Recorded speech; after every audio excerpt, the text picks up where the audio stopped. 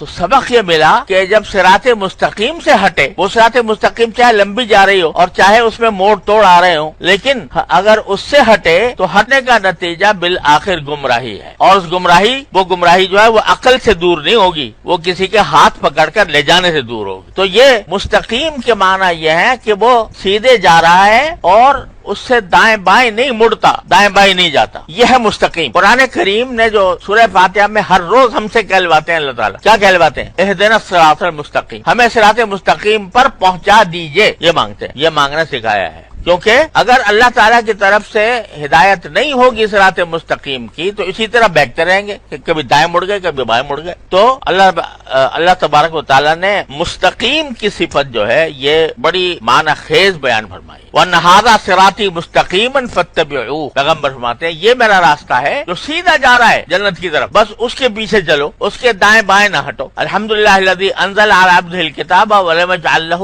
عوجا، اللہ تبارک و تعالیٰ نے کتاب نازل فرمائی جس میں کوئی ٹیڑھ نہیں رکھ۔ ٹیڑھ سے مراد یہ کہ جو افراط یا تفریط، دائیں یا بائیں، ایک طرف افراط ہے ایک طرف تفریط ہے، اس کے بیچ میں راستہ جا رہا ہے جو صراط مستقیم، اور اس صراط مستقیم پر ہی چل کر اللہ جل جلالہ کا قرب نصیب ہوتا ہے۔ ایک عجیب جملہ ہے قرآن کریم میں، ان ربی علی صراط مستقیم، ان ربی علی صراط مستقیم، لفظی ترجمہ اس کا یہ ہے کہ میرا پروردگار صراط مستقیم پر ہے، میرا پروردگار صراط مستقیم پر ہے۔ اب بھائی آدمی صراط مستقیم پر ہو تو سمجھ میں آتی ہے بات، انسان ہو پیغمبر ہو کوئی وہ صراط مستقیم پر ہو۔ وہاں کہہ رہے ہیں ان ربی علی صراط مستقیم، میرا پروردگار صراط مستقیم پر ہے۔ اس کے معنی یہ ہے کہ اگر اللہ تعالیٰ سے ملنا چاہتے ہو تو وہ تمہیں صراط مستقیم پر ملے گا۔ یہ معنی نہیں ہے کہ صراط مستقیم پہ بیٹھا ہے اللہ میاں یا صراط مستقیم پر کھڑا ہوا ہے، بلکہ مطلب یہ ہے کہ اگر اللہ جل جلالہ تک پہنچنا چاہتے ہو تو تمہیں صراط مستقیم پر چلنے سے وہ ملے گا۔ ان ربی علی صراط مستقیم وان ھذا صراطی مستقیما فاتبعوه ولا تتبعوا السبل، کیسے ولا تتبعوا تفرق بکم عن سبیل، یہ میرا سیدھا راستہ ہے بس اس کے پیچھے چلو،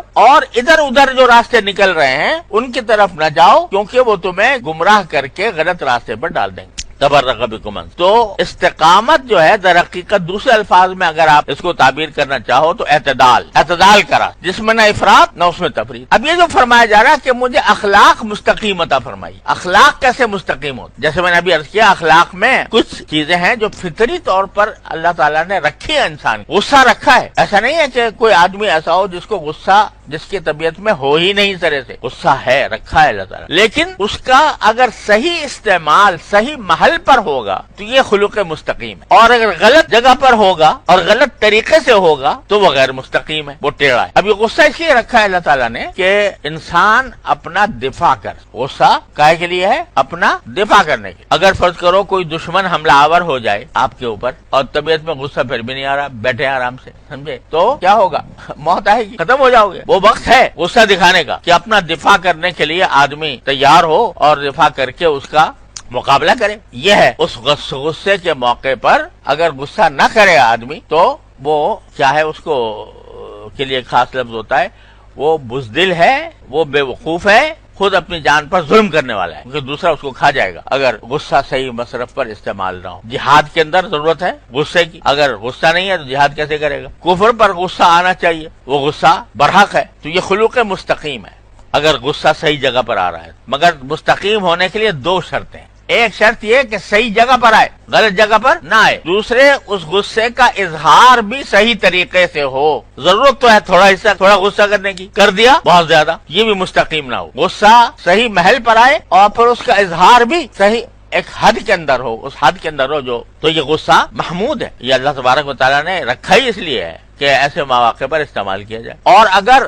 غلط جگہ پر استعمال کیا جا رہا ہے، جہاں غصہ کرنا نہیں چاہیے تھا وہاں غصہ کر رہا ہے آدمی، محض اپنی نفسانیت کی وجہ سے کر رہا ہے، اللہ کی وجہ سے نہیں، اللہ تعالیٰ کی نافرمانی پر نہیں، اور نہ اپنے دفاع میں، لیکن دل میں حسد پیدا ہو گیا کسی سے، اور حسد پیدا ہونے کی وجہ سے اس پر غصہ آتا ہے اور غصے کا اظہار بھی کرتا ہے، اس لیے کہ مجھے تو حسد ہو گیا، یہ مجھ سے آگے کیوں بڑھا، اس لیے مجھے غصہ آ رہا ہے۔ تو غصے کا محل بھی غلط، اور تو اگر یا تو محل غلط ہو یا اس کے اظہار کا جو طریقہ ہے وہ مستقیم نہ ہو تو یہ کج ہے، وہ ٹیڑھا ہے۔